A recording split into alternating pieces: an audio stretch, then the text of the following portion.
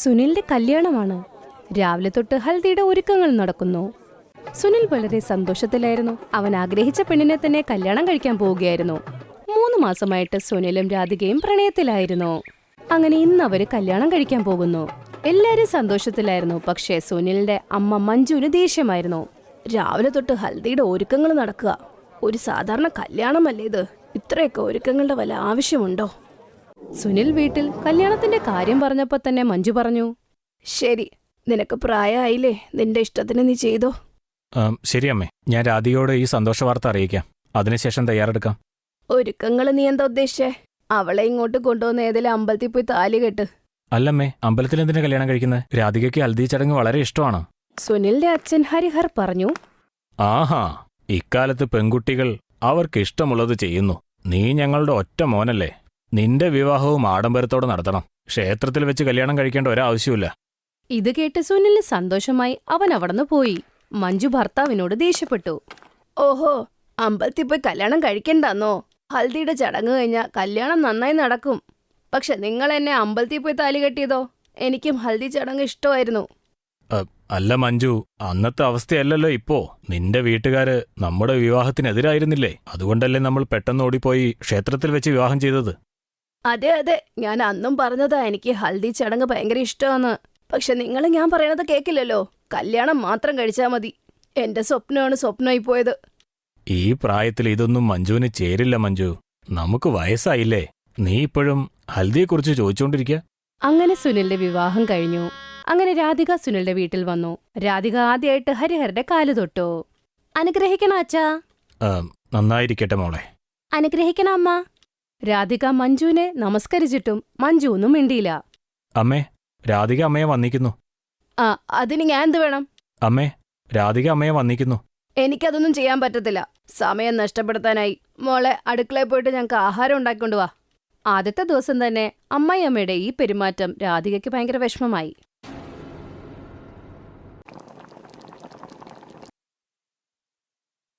എല്ലാരും കഴിച്ചോളൂ. സുനിലും ഹരിഹരും സൂചിയുടെ ഹൽവ നല്ലതാന്ന് പറഞ്ഞു. കൊള്ളാലോ മോളെ, ഈ ഹൽവയ്ക്ക് നല്ല സ്വാദുണ്ട്. അതെ രാധിക, നിന്റെ കൈകൾക്കെന്തോ മായാജാലമുണ്ട്. പക്ഷെ മഞ്ജു വന്നിട്ട് ഒന്നും പറഞ്ഞില്ല. മിണ്ടാതിരിക്കണ കണ്ടപ്പോൾ രാധിക ചോദിച്ചു, എന്തു പറ്റി അമ്മ? എന്താ ഒന്നും മിണ്ടാത്തേ? അമ്മയ്ക്ക് ഹൽവ ഇഷ്ടമായില്ലേ? ഇല്ല, അത്ര സ്വാദിഷ്ടമൊന്നുമല്ല ഇത്. ഇതിനേക്കാളും നല്ല ഹൽവ ഞാനുണ്ടാക്കും. ഈ ഹൽവയ്ക്ക് ഇച്ചിരി മധുരം കൂടിപ്പോയി. ഇത് പറഞ്ഞ് മഞ്ജു അവിടുന്ന് എഴുന്നേറ്റു. അല്ല മഞ്ജു, എങ്ങോട്ടാ പോകുന്നേ? ഞാൻ ചാവാൻ പോവാ, വരുന്നോ നിങ്ങള്? മഞ്ജു അവിടുന്ന് പോയി. രാധികയ്ക്ക് ഒരുപാട് വിഷമമായി. ആ ദിവസം മഞ്ജു രാധികയോട് നന്നായിട്ട് പെരുമാറിയില്ല. രാത്രിയായപ്പോൾ ഭർത്താവിന്റെ അടുത്ത് പോയി കരഞ്ഞു. അമ്മ എന്തിനാ എന്നോട് ഇങ്ങനെ പെരുമാറുന്നത്? ആവശ്യമില്ലാതെ എന്നെ എന്തിനാ വഴക്ക് പറഞ്ഞെന്നെ കളിയാക്കുന്നത്? അറിയില്ല രാധിക, എന്താ അമ്മ ഇങ്ങനെയെന്ന്. കല്യാണത്തിന് ശേഷം എന്താ അമ്മ ഇങ്ങനെ പെരുമാറുന്നതെന്ന് എനിക്കറിയില്ല. രാധികയ്ക്ക് ഒന്നും മനസ്സിലാവുന്നില്ലായിരുന്നു. എല്ലാ ദിവസവും അമ്മായിയമ്മ വഴക്ക് പറയുമായിരുന്നു. എപ്പോഴും ഹൽദിയെക്കുറിച്ച് പറഞ്ഞ് കുറ്റവും പറയും. ഹൽദിയുടെ ചടങ്ങ് നന്നായിട്ട് നടത്തി നീ. പക്ഷെ ആഹാരം നന്നായി ഉണ്ടാക്കാൻ നീ പഠിച്ചിട്ടില്ല.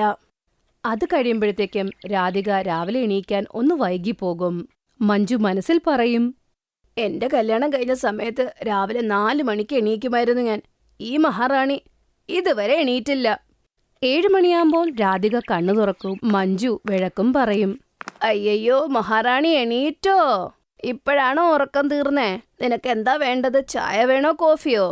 അമ്മ എന്തിനാ എന്നോട് ഇങ്ങനെ പറയുന്നത്? എനിക്കിത്തിരി വയ്യായിക വന്നു, അതാ ലേറ്റായി പോയത്. അതെ അതെ, നീ ഈ വീട്ടിലെ മഹാറാണിയല്ലേ. ഞാൻ ഈ വീട്ടിൽ വന്നു കയറിയപ്പോ എന്ത് ഭൂകമ്പം ഉണ്ടായാലും രാവിലെ 4 മണിക്ക് എണീക്കണമായിരുന്നു. ഇപ്പൊ നീ ആ 7 മണി വരെ. ഹൽദിയുടെ ചടങ്ങ് നന്നായി നീ നടത്തിയല്ലോ. ഇവിടെ വന്നപ്പോ നിനക്ക് ജോലി ചെയ്യാൻ മടിയല്ലേ? അമ്മായിയമ്മയും മരുമോളുമായിട്ടുള്ള ഈ ഒരു ഉടക്ക് കാരണം എല്ലാവർക്കും വിഷമമായിരുന്നു. രാധികയ്ക്ക് ഒന്നും മനസ്സിലാവുന്നുമില്ല. അമ്മ എന്തിനാണ് എപ്പോഴും ഹൽദിയുടെ കാര്യം പറഞ്ഞ് എന്നെ കുത്തുന്നത്? എന്താ അമ്മ ഉദ്ദേശിക്കുന്നേ?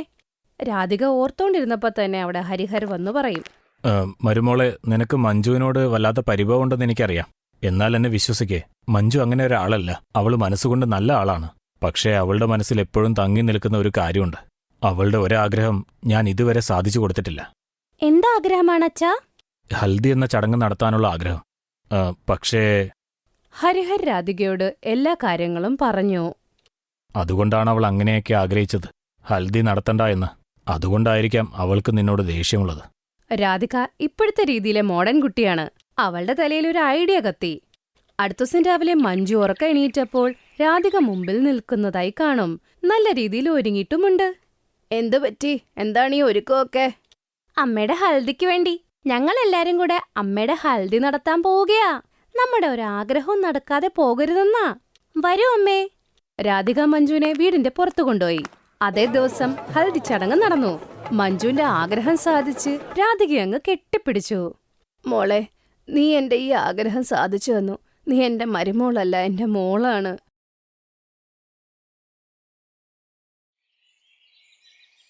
നിധിയും സുനിധിയും രണ്ടുപേരും ഇരട്ട സഹോദരികളായിരുന്നു. ചെറുപ്പം തൊട്ടേ അവർ ഭയങ്കര സ്നേഹത്തിലായിരുന്നു. ഒരുമിച്ച് താമസിച്ച്, കുളിച്ച്, ചിരിച്ച്, സംസാരിച്ച്, പഠിത്തം പോലും ഒരുമിച്ചായിരുന്നു. ഒരേപോലത്തെ ഉടുപ്പിടുകയും ഒരേപോലെ ഒരുങ്ങുകയും. അവർ രണ്ടുപേരുടെയും ജോഡി കാണുമ്പോൾ വീട്ടുകാരും നാട്ടുകാരും ഒക്കെ പ്രശംസിക്കുമായിരുന്നു. പക്ഷെ സ്കൂളിൽ അവരെ ചൊല്ലി പ്രശ്നങ്ങളായിരുന്നു. അതുകൊണ്ട് തന്നെ അവരുടെ ക്ലാസ് ടീച്ചറിന് അവരുടെ മാതാപിതാക്കളെ കാണണമെന്ന് ആഗ്രഹമായിരുന്നു. നിധി, സുനിധി, നാളെ പാരന്റ്സ് ടീച്ചർ മീറ്റിംഗ് ആണ്. അച്ഛനും അമ്മയോടും വരാൻ പറയണം കേട്ടോ. ഓക്കെ മാം, ഞങ്ങൾ പറഞ്ഞേക്കാം. നിധിയും സുനിധിയും സ്കൂളിന്റെ ഗേറ്റിൽ നിന്നും പുറത്തു വരുന്നു. സുനിധി പക്ഷേ നിധിയോട് പറയുകയാണ്, നിധി, നീ അച്ഛനും അമ്മയോടും പറയരുത്, നാളെ നമുക്ക് പാരന്റ്സ് ടീച്ചർ മീറ്റിംഗ് ഉണ്ടെന്ന്. എനിക്കറിയാം മാമിന്റെ ആഗ്രഹം എന്താണെന്ന്. നമ്മളെ രണ്ടുപേരും 2 ക്ലാസ്സിലാക്കാനുള്ള പരിപാടിയാ. ഹാ, ശരിയാ, ഞാനത് ആലോചിച്ചില്ല. നമ്മൾ രണ്ടുപേരും 2 ക്ലാസ്സിലായി പോയിക്കഴിഞ്ഞാൽ പിന്നെ നമ്മൾ എങ്ങനെ ഒരുമിച്ചിരിക്കുക? നമ്മൾ വേറെ ക്ലാസ്സിലായി പോവില്ലേ? ശരിയാ, ഞാൻ അച്ഛനും അമ്മയോടും പറയില്ല കേട്ടോ. നീയും പറയാതിരിക്കണം. നിധിയും സുനിധിയും അച്ഛനും അമ്മയോടും പാരന്റ്സ് ടീച്ചർ മീറ്റിംഗിന്റെ കാര്യം പറയത്തില്ല. പക്ഷെ ഒരു ദിവസം മാർക്കറ്റിൽ വെച്ച് ടീച്ചർ അവരുടെ അമ്മേനെ കാണും. അപ്പോഴീ പാരന്റ്സ് ടീച്ചർ മീറ്റിംഗിന്റെ കാര്യമൊക്കെ പറയും. അപ്പോഴാണ് അവരുടെ അമ്മയ്ക്ക് മനസ്സിലായത് ടീച്ചർ കുറെ ദിവസമായിട്ട് കാണാൻ ആഗ്രഹിച്ചുവെന്ന്. നിങ്ങൾക്കറിയാമോ, ഞാൻ ഇന്ന് ഇവരുടെ ടീച്ചറിനെ കണ്ടുമുട്ടി. പക്ഷെ ഇവരെന്തുകൊണ്ടാ പറയാതിരുന്നെന്നറിയോ? ഇവർ രണ്ടുപേരെ ക്ലാസ് മാറിപ്പോകുന്ന ആലോചിച്ചിട്ട്. ഇപ്പൊ ഇവർ രണ്ടുപേരും ചെറുതാണ്, പക്ഷെ വലുതാവുമ്പോഴും ഇതുപോലെ വാശി പിടിക്കുമോ ഒരുമിച്ചിരിക്കാൻ? അമ്മ, ഞങ്ങൾ രണ്ടുപേരും ഒരുമിച്ച് തന്നെയായിരിക്കും. അതെ അമ്മ, ഞങ്ങൾ രണ്ടുപേരും ഒരുമിച്ച് തന്നെയായിരിക്കും. ഒന്നും പ്രശ്നമില്ല, കുട്ടികളല്ലേ, വലുതാവുമ്പോ ശരിയാകും. സമയം പോകുന്തോറും സഹോദരികൾ വലുതായി. ഒരുപാട് ആലോചനകളും വരാൻ തുടങ്ങി. നിധിയും സുനിധിയുടെ അച്ഛനും അമ്മയ്ക്ക് ആഗ്രഹം നല്ലൊരു ആലോചന വരണമെന്നായിരുന്നു. നിധി ഒരു സ്കൂളിലെ ടീച്ചറായിരുന്നു. സുനിധിയാണെങ്കിൽ ഒരു ബാങ്കിൽ വർക്ക് ചെയ്യുമായിരുന്നു. രണ്ടുപേർക്കും നല്ല നല്ല ആലോചനകൾ വന്നുകൊണ്ടിരുന്നു. പക്ഷെ നിധിയും സുനിധിയും ഏത് ആലോചന വന്നാലും വേണ്ടെന്നു പറയും. എന്തുപറ്റി നിധി? ചെറുക്കൻ നല്ല ഭംഗിയുണ്ടല്ലോ, നീ എന്താ സമ്മതിക്കാത്തത്? അത് വെറുതെ, എനിക്ക് അയാളെ ഇഷ്ടപ്പെട്ടില്ലായിരുന്നു അച്ഛാ. എനിക്കെല്ലാം അറിയാം. ഇത് നിങ്ങളുടെ രണ്ടുപേരുടെയും പ്ലാനാണ്. അതല്ലേ നിങ്ങൾക്ക് ഇഷ്ടപ്പെട്ടില്ല എന്ന് പറയുന്നത്?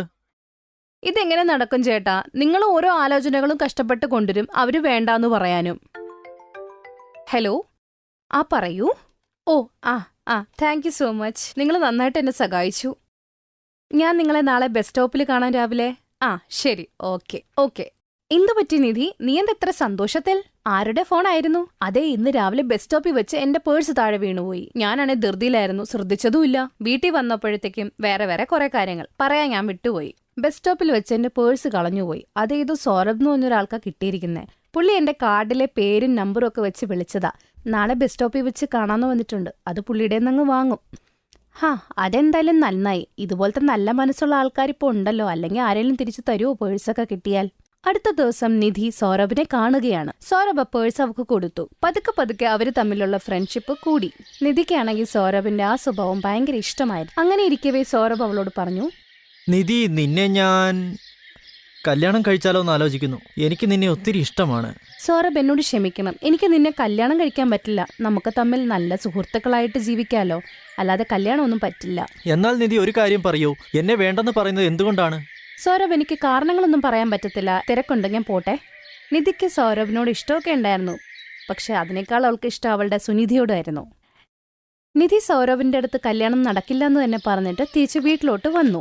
കുറച്ചു ദിവസങ്ങൾ നിധി ഭയങ്കര വിഷമത്തിലായിരുന്നു. സുനിധി എല്ലാം ശ്രദ്ധിക്കുന്നുണ്ടായിരുന്നു. നിധി, നീ എന്തിനാണ് എനിക്ക് വേണ്ടി നിന്റെ സ്നേഹത്തിനെ വിടുന്നത്? നീ സൗരഭിനോട് കല്യാണത്തിന് സമ്മതമാണെന്ന് പറയാന്നേ. ഇല്ല, അത് ശരിയാവില്ല സുനിധി. നമ്മൾ ജീവിക്കുവാണെ ഒരുമിച്ച് ജീവിച്ചാൽ മതി. നമ്മൾ ഇരട്ട സഹോദരികളല്ലേ. ഇതുപോലെ ഇരട്ട സഹോദരങ്ങളുള്ള കല്യാണം കഴിഞ്ഞു പോയാൽ മതി. അല്ലാണ്ട് ഞാനില്ല. സ്വന്തം പിള്ളേര് സംസാരിക്കുന്നത് അച്ഛനും അമ്മയും കേട്ടോണ്ടിരുന്നു. അവർ ഈ കാര്യത്തിനെക്കുറിച്ച് ചിന്തിച്ചുകൊണ്ടേയിരുന്നു. നിധിയും സൗരവും കണ്ടിട്ട് കുറച്ച് ദിവസങ്ങളായിരുന്നു. നിധി ഇങ്ങനെ വിഷമിച്ച് റൂമിൽ ഇരിക്കുന്ന സമയത്താണ് അവളുടെ ഫോണിലേക്ക് സൗരഭ് വിളിക്കുന്നത്. സൗരഭ്, ഞാൻ നിന്നോട് പറഞ്ഞതല്ലേ എനിക്ക് നിന്നെ കല്യാണം കഴിക്കാൻ പറ്റില്ല എന്ന്. എനിക്ക് കുറച്ച് പേഴ്സണൽ ഇഷ്യൂസ് ഉണ്ട്. നിധി, ഞാൻ നിന്നെ വിളിച്ചതിന് കാരണം നിന്നോടൊരു കാര്യം പറയണം.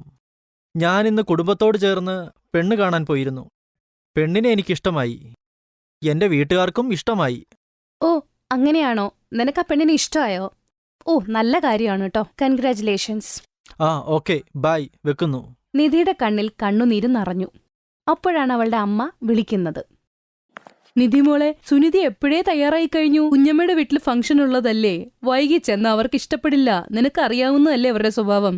അമ്മ, ഞാൻ വരേണ്ടത് നിർബന്ധമാണോ? എനിക്ക് ഒട്ടും വയ്യ, തലവേദന എടുക്കുന്നുണ്ട്. അതെ, ഞാൻ ഒരു കാര്യം പറയാം. ഞാൻ ഓൾറെഡി സാരി എടുത്ത് പ്രാന്തായിട്ടിരിക്കുക. ഇനി നീയും കൂട്ട് ഡ്രാമ അടിക്കല്ലേ ഇവിടെ കിടന്ന്. മര്യാദയ്ക്ക് പോയി സാരി എടുത്തോണ്ട് വന്നേ. നിധിയും സുനിധിയും ഫംഗ്ഷന് പോകാൻ വേണ്ടി സാരിയൊക്കെ എടുത്ത് റെഡി ആയി കഴിഞ്ഞു. അപ്പോഴാണ് അവരുടെ അച്ഛൻ ഏതോ ഒരാളെ കൊണ്ട് എൻട്രി ആവുന്നത്.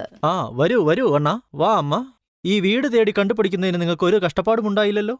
നിധി നോക്കുമ്പോഴത്തേക്കും സൗരഭിന്റെ അച്ഛനും അമ്മയൊക്കെ അവിടെ നിൽക്കുന്നു. സൗരഭിന്റെ അടുത്ത് തന്നെ അവനെ പോലെ തന്നെ കാണാനുള്ള വേറൊരാളും കൂടെ നിൽക്കുന്നു. കണ്ടു കഴിഞ്ഞാൽ സൗരഭിന്റെ ഇരട്ടയാന്നേ പറയുള്ളൂ. അങ്കിൾ, ഇതെന്റെ സഹോദരൻ ഗൗരവ്. ഇന്നലെയാണ് ലണ്ടനിൽ നിന്ന് വന്നത്. ഓ, അങ്ങനെയാണോ? നിന്റെ അച്ഛൻ നിന്നെക്കുറിച്ച് എന്നോട് ഒരുപാട് പറഞ്ഞിട്ടുണ്ട്. ആ, നമസ്കാരം അങ്കിൾ. ആ, അണ്ണയാ, അത് എന്റെ 2 ഇരട്ടക്കുട്ടികൾക്ക് പറ്റിയ പെണ്ണിനെ കിട്ടിയിട്ടുണ്ട്. നമ്മളിത് നടക്കുമെന്ന് വിചാരിച്ചു പോലുമില്ലായിരുന്നു. അത് ശരിയാട്ടോ. 2 പിള്ളേരെയും കാണാൻ എന്തു ഭംഗിയാണ്. എന്റെ മോനെ, ഇതിനകത്തുനിന്ന് നിധി ആരാണെന്ന് കാണിച്ചു താന്നേ.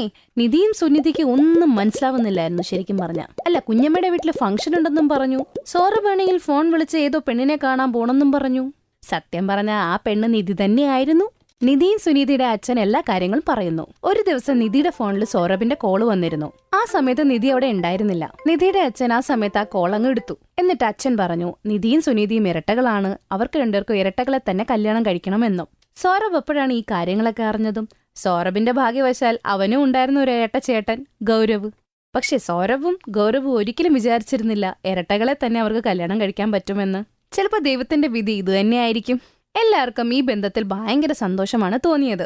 നിധിയും സുനിധിയും 2 സഹോദരികളും കെട്ടിപ്പിടിച്ചങ്ങ് നിൽക്കും. അവർ 2 സന്തോഷത്തിന് അതിരുകളില്ല. അങ്ങനെ കല്യാണ മണ്ഡപത്തിൽ നിധിയും സുനിധിയും ഇരട്ട സഹോദരങ്ങളെ തന്നെ കല്യാണം കഴിച്ച് സന്തോഷത്തോടെ ജീവിക്കാൻ തുടങ്ങും. Thanks for watching.